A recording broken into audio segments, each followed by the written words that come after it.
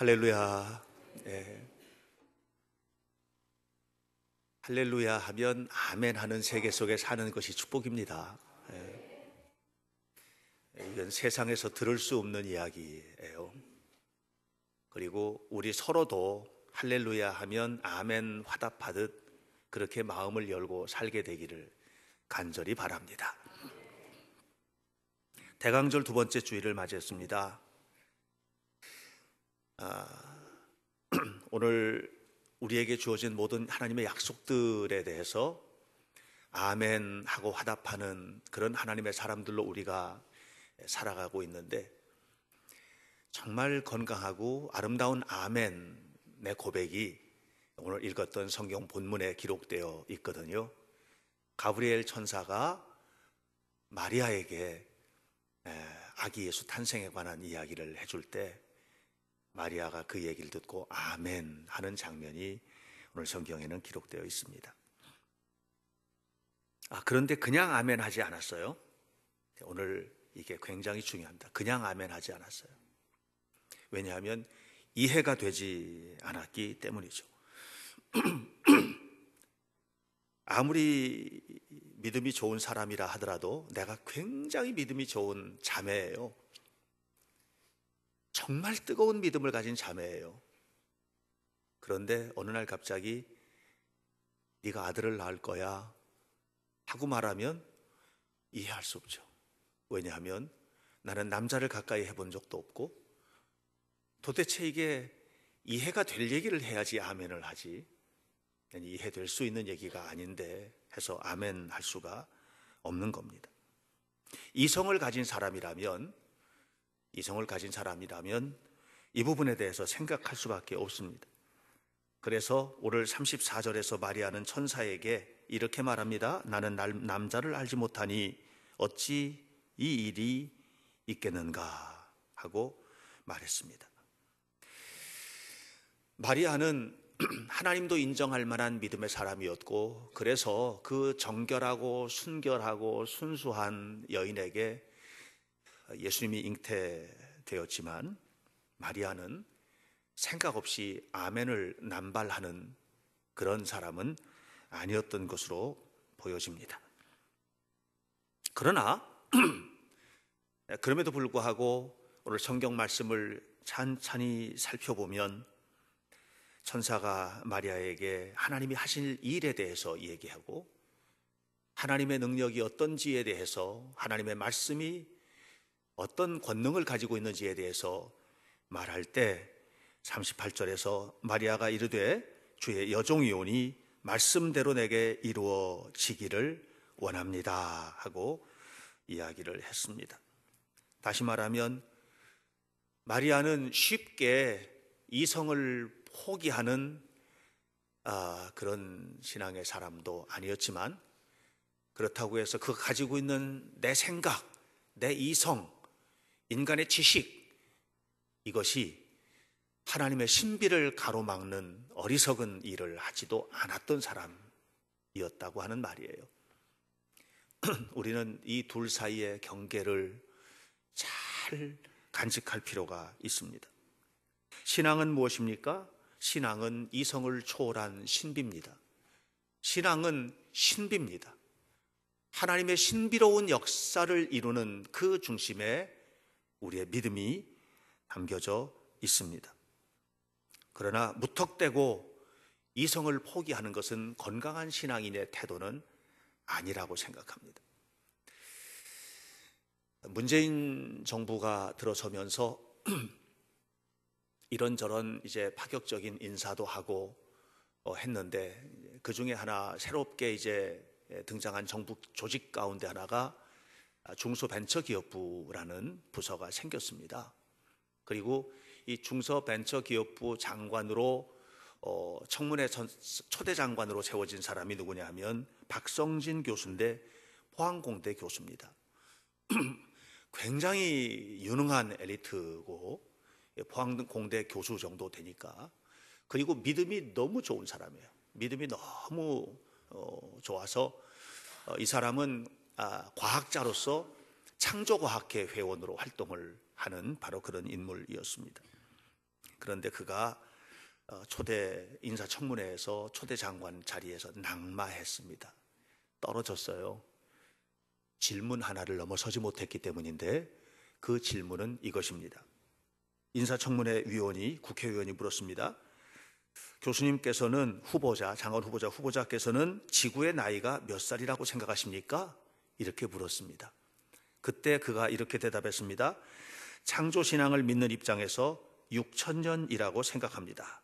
실제로 과학자들이 그 근거를 대고 있습니다. 이렇게 말을 했습니다. 그러자 인사청문회에 있던 국회의원들이 난리가 났습니다. 당신 과학자 맞냐? 어떻게 지구의 나이를 6,000년이라고 하느냐? 당신 과학자 맞냐? 이렇게 나온 거예요. 여러분들은 어떻게 생각하십니까? 제가 이렇게 얘기하면 사실 창조부터 시작해서 창세기부터 시작해가지고 쭉 나온 그 아담부터 이 족보들을 계산을 해보면 6,000년 나오는데 맞지 않냐? 이렇게 이야기하실지도 모르겠어요. 제가 다른 얘기를 좀 할게요. 갈릴레오 갈릴레이가 등장을 했습니다.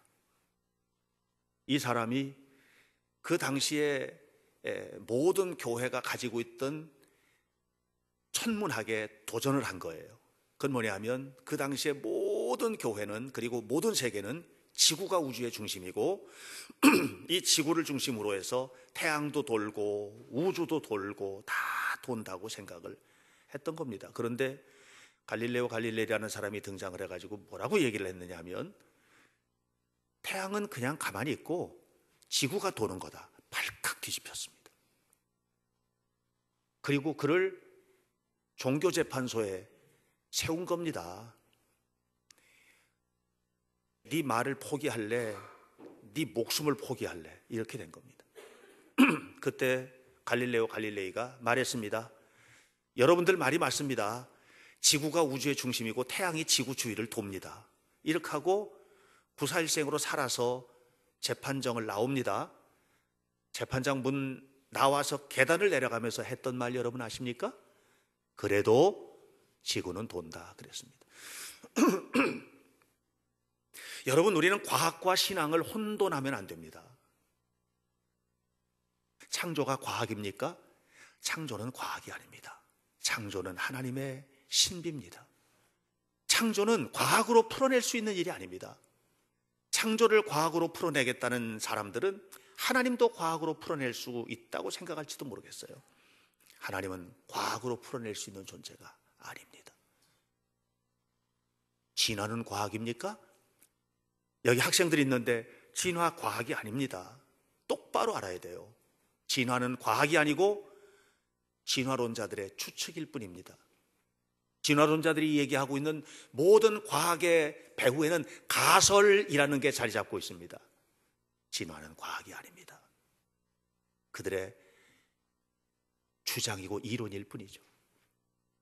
여러분, 우리가 분명히 알아야 돼요. 이성을 가지고 해야 될 일이 있어요. 이 땅을 살아가면서 우리가.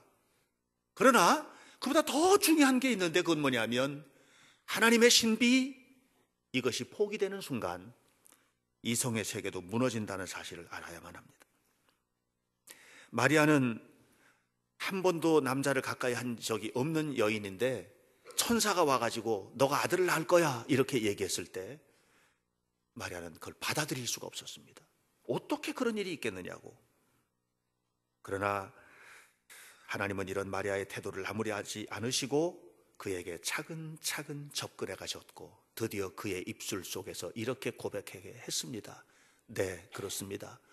하나님께서 하시면 나 같은 여자에게 아들이 태어날 수 있죠. 아멘 하고 고백한 겁니다.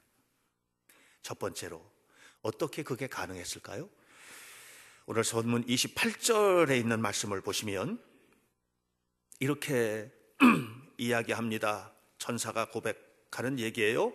은혜 받은 자여 평안할지어다 주께서 너와 함께 하시도다 이렇게 말을 했습니다.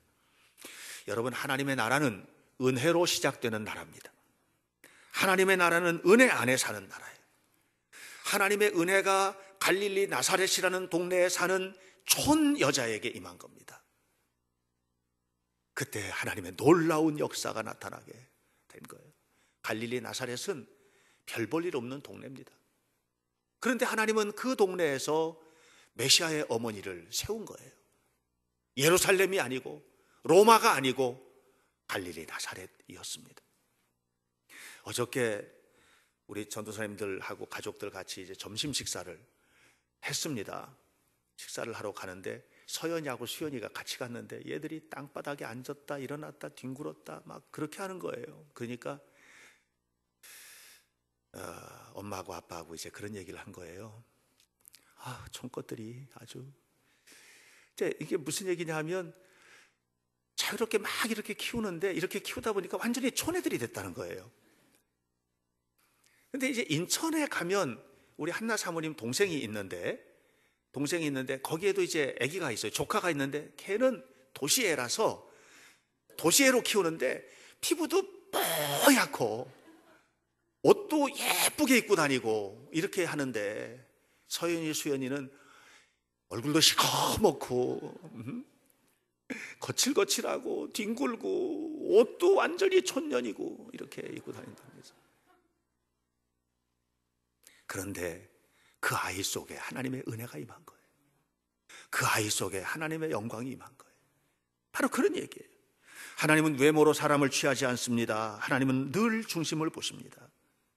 하나님은 외모로 취하지 않고 중심을 보기 때문에 그 중심 속에 담겨있는 은혜를 보고 일하십니다. 하나님이 우리를 사용하실 때에 우리가 가지고 있는 스펙이 아니고 우리가 가지고 있는 외적인 조건이 아니라 우리 마음 속에 담겨있는 주님을 사랑하는 마음의 은혜, 이것이 얼마나 소중한지를 알아야만 합니다. 하나님은 요셉을 통해서 일하셨습니다. 그런데 요셉이 그냥 요셉이 아니에요. 하나님의 은혜를 입은 요셉이었습니다. 저 변방에 비텐베르크라고 하는 시골 동네, 독일 시골 작은 동네에 있던 루터라고 하는 한 사람이 하나님의 은혜를 입으니까 역사를 바꾸는 일을 했습니다. 종교 개혁을 이룬 겁니다.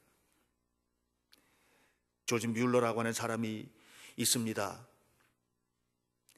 이 사람은 좀도둑이었습니다. 사기꾼이었습니다. 못된 짓을 하고 다니던 사람이었습니다. 근데 그에게 하나님의 은혜가 임해서 변화가 되니까 영국에서 고아원을 만들었는데 5만 명을 살렸습니다. 5만 명을. 2만 번의 기도에 응답받은 사람이 유명합니다. 조지 뮬러. 하나님의 은혜가 그를 만든 겁니다. 그런가 하면 영국 최고의 스마트한 한 인물이 있었습니다. 그는 신학 박사였고 유럽 최고의 오르가니스트, 파이프 오르간 연주자였고 대단한 인물이었습니다. 그런데 그가 하나님의 은혜를 받고 나서 모든 것을 내려놓고 아프리카로 갔습니다. 그리고 아프리카에서 그 흑인 아무도 돌보지 않는 사람들, 그들을 돌보며 평생을 살았습니다. 알버트 슈바이처입니다. 하나님의 은혜를 입은 사람이 하는 일이 있어요. 하나님의 은혜를 입은 사람 속에서 하나님께서 일하십니다. 오늘 사랑하는 여러분, 주님의 은혜가 임해야 변화되고 주님의 은혜 속에 살아야 세워집니다. 마리아가 도저히 받아들일 수 없는 이 일, 도저히 받아들일 수 없는 이 일, 네가 아들을 낳을 거야, 이것을 아멘으로 받아들일 수 있었던 것은 그는 은혜의 여인이었기 때문입니다. 천지를 하나님이 말씀으로 창조하셨다, 이걸 받아들이기가 어려운 사람들이 너무 많습니다. 그러나 하나님의 은혜를 받고 나면 그거 이외에는 세상이 만들어줄 수 있는 가능성이 없다는 것을 알게 됩니다. 하나님의 은혜가 시작입니다. 사랑하는 여러분, 주님의 은혜가 우리 가운데 풍성히 임하게 되기를 주의 이름으로 간절히 축원합니다. 35절에서 천사가 말합니다. 나는 남자를 알지 못합니다 라고 말하는 마리아에게 천사가 말합니다. 성령이 너에게 임하시고 지극히 높으신 이의 능력이 너를 덮으시리니 이러므로 나실 바 거룩한 이는 하나님의 아들이라 일컬어지리라. 성령이 임하시고 성령이 임하실 때 나타나는 역사. 여러분 보세요. 남자를 알지 못하는 여인의 잉태는 불가능하지요. 그러나 성령께서는 그 일을 하신단 말이에요. 성령의 역사 속에서 이루어지는 일이라는 것을 알아야만 합니다. 우리는 하나님을 믿는 사람들입니다. 하나님을 믿는다는 말은 하나님께서 일하실 때 신비로운 일들이 우리 속에 이루어진다는 것을 믿는 거예요. 여러분, 저와 같은 사람에게도, 우리 같은 사람들에게도 하나님의 영의 역사가 나타나면 놀라운 일들이 이루어지게 되는 것을 기억하시기를 주의 이름으로 축원합니다. 그러므로 우리는 하나님을 믿는 사람들이 돼야 돼요. 하나님의 약속을 믿으면 넘어져요. 하나님의 약속을 바라보고 살다 보면 무너질 수가 있어요. 하나님 이렇게 약속해놓고 왜 이렇게 주십니까? 하나님 이런 약속을 해놓고 왜 이렇게 하십니까? 하나님 기도하면 주신다고 해놓고 왜 하나님 왜 안 주십니까? 이렇게 약속을 바라보다 보면 문제가 생길 수 있어요. 아브라함이 하나님의 약속을 받았습니다. 네 본토 친척 아버지 집을 떠나서 내가 너에게 지시할 땅으로 가라. 그러면 그 땅을 주겠다, 민족을 주겠다, 복을 주겠다 그랬어요. 아브라함이 떠납니다. 근데 아브라함이 떠날 때 아브라함이 그 약속 바라보고 떠난 게 아니라 그 약속 주신 하나님 바라보고 떠난 거예요. 하나님을 바라보고 살아야 돼요. 하나님을 바라보고 살 때 승리하는 거예요. 하나님을 바라보고 살 때 그 약속이 이루어지는 거예요. 하나님을 바라보고 살 때 그 약속이 내 약속이 되는 거예요. 여러분, 자칫 약속만 기대 살다가 하나님을 잃어버릴 수도 있다는 사실을 알아야 돼요. 그래서 창세기 15장 6절에 이렇게 말합니다. 아브라함이 하나님을 믿으니 하나님께서 그에게 모든 것을 주셨다는 거예요. 어느 한 곳에도 아브라함이 약속을 믿으니 이런 말은 나오잖아요. 약속을 따라갔다 이 말은 나와요. 약속을 따라갔다는 말은 하나님을 따라간 거예요. 우리는 하나님을 믿는 믿음으로 살아야 됩니다. 이 세상을 누가 지었습니까? 하나님께서 지으신 거죠. 진화가 아니란 말이에요. 폴 틸리가 말했습니다. 세상은 완전히 무였다. 전적인 무, nothingless. 완전히 아무것도 없었던 세상이에요. 그런데 그 세상에서 온 천하를 하나님께서 만드셨다는 거예요. 제가 최근에 읽은 책 중에서 우연과 필연이라는 책이 있습니다. 이 책은 자크 모노라고 하는 사람이 쓴 책인데 이 사람은 1964년 노벨 생리의학상을 받은 과학자입니다. 프랑스의 최고의 생물학자들이 모이고 있는 파스테르 연구소의 연구소장을 지내셨던 분입니다. 파리 대학의 교수입니다. 이 사람이 여기 보면 온갖 화학 기호니 뭐니 별별 것들이 다 이 속에 담겨져 있습니다. 전문적인 생물학자로서 책을 썼습니다. 이 사람이 진화와 창조에 관한 이야기를 책 뒷부분에서 합니다. 그러면서 이렇게 말합니다. 진화,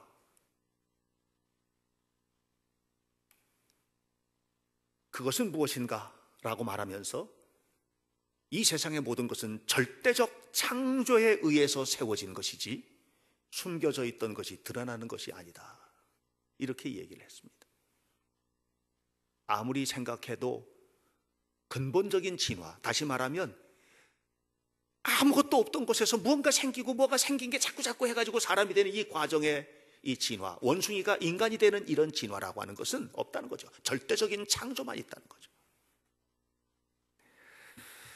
아무것도 없는 것 가운데서 모든 것을 만드신 하나님, 절대적인 창조의 주인이신 하나님께서 마리아에게 말씀하시는 거예요. 성령께서 임하시면 능치 못할 일이 있겠느냐? 성령의 능력이 너 위에 덮이면 능치 못할 것이 있겠느냐? 이렇게 선언하고 있습니다. 사실 여러분, 우리가 새해 한 해를 시작을 하면서 결심도 많이 하잖아요. 이렇게 살아야 되겠다. 그렇지만 결심한 대로 살지를 못해요. 잘 살아야 되겠다, 사랑하며 살아야 되겠다, 용서하며 살아야 되겠다 하지만 눈앞에 보이는 원수 앞에서 다 무너지는 거예요. 다 무너지는 거예요. 이것이 오늘 우리들이에요. 여러분, 우리는 우리 자신을 믿으면 안 돼요. 내 생각, 내 결심을 믿고 살아서는 안 돼요. 우리는 살아계신 하나님을 믿는 사람들입니다. 그 하나님의 성령이 오늘 내 속에 풍성히 임하도록 하나님 앞에 살아가게 되기를 주의 이름으로 축원합니다. 성령 충만하다. 그래서 은혜를 받고 나면 다 바뀌는가? 다 바뀌죠. 뭐가 다 바뀌느냐면 나의 모든 것이 바뀌는 거예요. 너가 아니고 나. 여러분, 그러니까 나는 바뀌었어요. 그런데 안 바뀐 너와 상대를 해야 돼요. 그러다 보니 거기서 상처도 받을 수 있어요. 나는 변화됐지만 상처받을 수도 있어요. 변화되지 않은 세상에서 살아야 돼요. 변화되지 않은 세상에서 우리는 무너질 수도 있어요. 그러나 한 가지 분명히 알아야 돼요. 우리는 변화된 사람들이니까 다르게 살아야만 합니다. 우리는 변화된 사람이니까 주님의 은혜 속에서 살아야 됩니다. 성령의 능력 가운데 행하시기를 주의 이름으로 축원합니다. 성령의 능력 속에서 산다는 게 뭘까 고민을 해봤어요. 제가 그랬더니 딱 떠오르는 게 있어요. 여러분, 성령의 은혜 속에서 산다는 건 뭐냐면 이런 거예요. 제가 결혼 주례를 하는데, 결혼 주례를 하다 보면 정말 신비로운 일이 하나 벌어집니다. 결혼식 안에서 엄청난 신비로운 일이 하나 벌어지는데, 그건 뭐냐면 아버지가 딸을 데리고 나오는 거예요. 아버지가 딸의 손을 잡고 나옵니다. 이 딸은 어떤 딸이냐면 아버지의 모든 것이에요. 내가 너무 사랑했던 딸, 내가 너무 사랑하는 딸, 나의 모든 것인 딸이에요. 이 딸을 데리고 나와가지고요, 전혀 나하고 상관없는 너에게 이거를 넘겨줘 버려요. 이 사위는 어느 순간인가 딸이 데리고 와가지고 내가 알게 된 사람이지, 내가 어려서부터 내 딸을 맡기 위해서 키운 사람도 아니고 전혀 나하고 상관없던 어떤 사람이었던 거예요. 근데 그에게 내 딸을 그냥 서슴없이 넘겨줘 버리고 내 자리에 가서 앉아서 기쁜 마음으로 딸이 결혼을 지켜보는 거예요. 저는 성령 충만한 삶이라는 것은 그렇다고 생각합니다. 내가 가지고 있던 모든 것, 내가 누리고 있던 모든 것, 내 마음의 모든 것, 내 생각의 모든 것을 완전히 하나님 앞에 넘겨드리고 하나님께서 나를 통해서 일하시는 것을 바라보며 기뻐하는 삶, 이것이 성령 충만합니다. 여러분, 그렇게 되니까 내 생각을 내려놓고 마리아가 그래요 주님 뜻대로 나를 사용하세요 하고 말할 수 있었지. 이게 안 되면 나는 안 돼요. 난 어떻게 살라고, 처녀가 아기를 가지고 뭘 어떻게 하라고 끝까지 고집했을 거예요. 성령의 역사 속에서 변화된 마리아에게 주신 은혜, 이것이 여러분 삶 속에도 이루어지기를 주의 이름으로 축원합니다. 마지막으로 말씀 안에는 능치 못함이 없다고 37절에 대저 하나님의 모든 말씀은 능하지 못하심이 없느니라 그랬습니다. 말씀의 능력을 믿으시길 바랍니다. 말씀의 능력 안에 사시길 바랍니다. 여러분, 기독교는 말씀의 종교입니다. 말씀으로 시작됐어요. 하나님 태초에 말씀에 계셨어요. 그분이 하나님이에요. 그리고 그 말씀으로 천지를 창조하셨어요. 그리고 그 말씀이 육신이 되어 우리 가운데 오셨어요.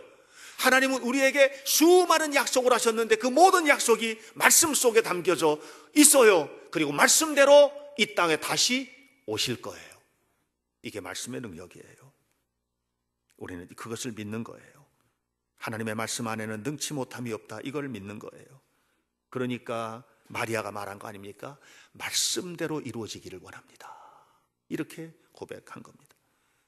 성경을 보면, 야고보서에 보면 믿음에 관해서 얘기할 때 believe라고 하는 단어를 사용합니다. believe.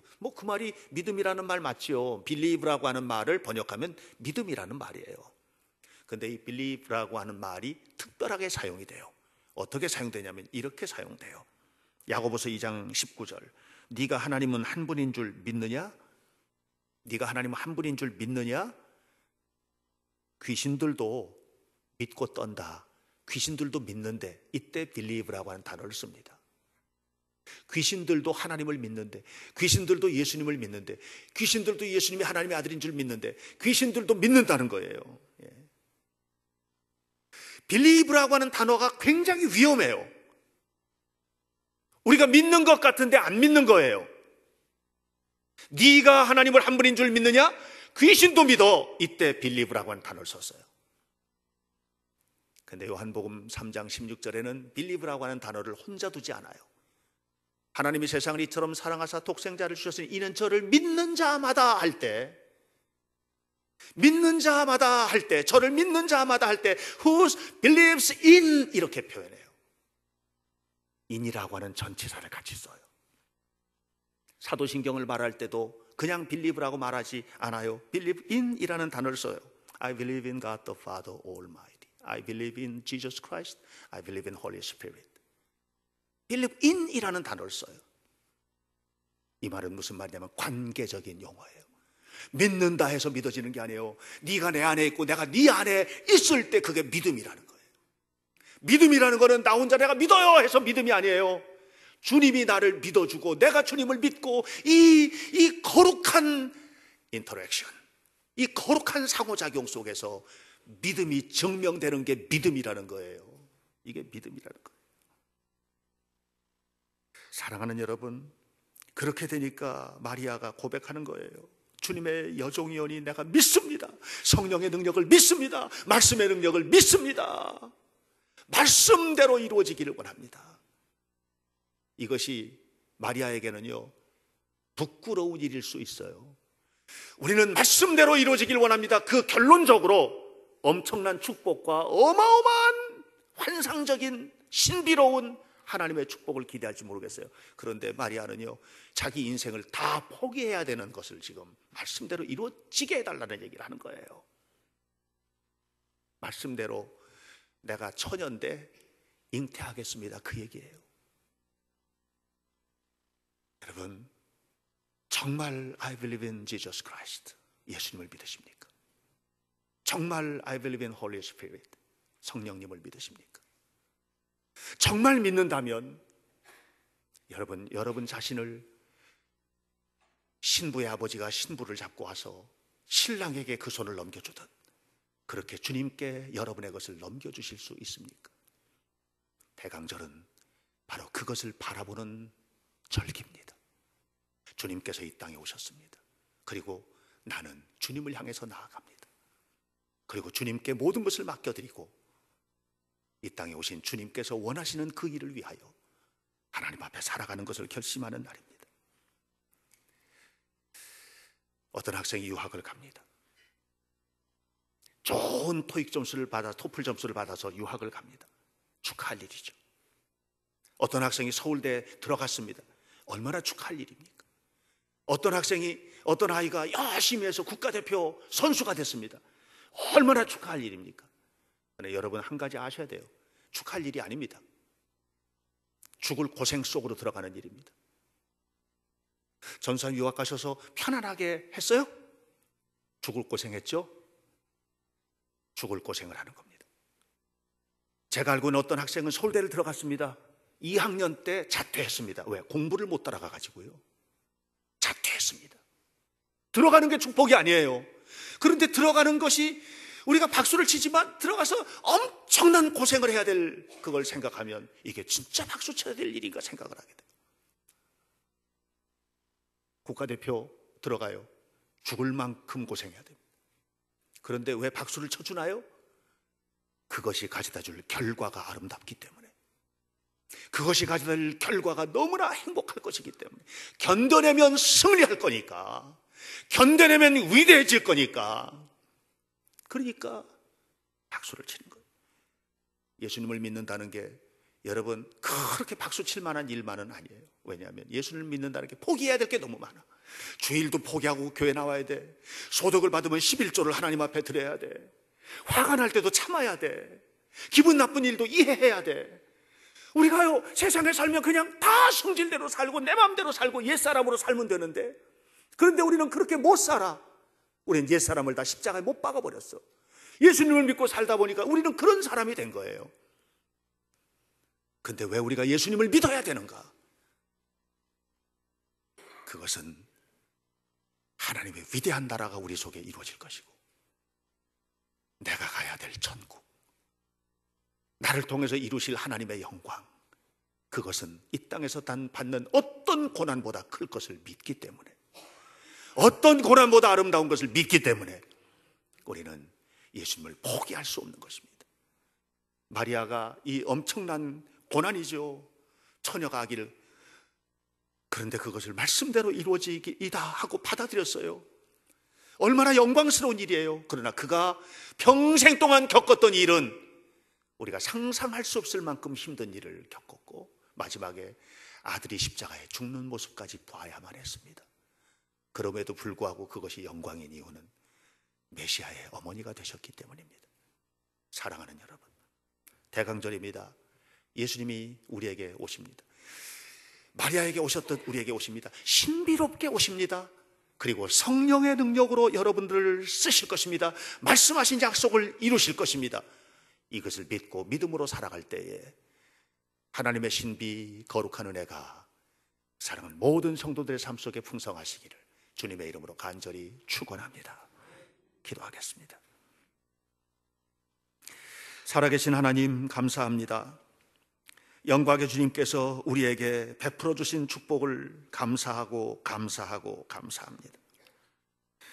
아버지 하나님, 마리아의 생각으로는 도저히 받아들일 수 없는 일을 들었기 때문에 주님, 나는 그것을 이해할 수 없습니다 라고 말했습니다. 그러나 하나님의 말씀을 듣고 말씀을 깨닫고 성령의 능력 안에서 은혜 속에서 세워질 때 그것이 하나님의 뜻이었기 때문에 주님의 뜻대로 이루어지길 원합니다 하고 받았습니다. 하나님, 우리는 우리의 고집대로 살지 말게 하시고 하나님의 성령의 능력 안에서 주님을 믿는 믿음으로 하나님 앞에서 살아가는 거룩한 자녀들이 되도록 우리 모두를 축복해 주옵소서. 예수님 이름으로 기도하옵나이다. 아멘.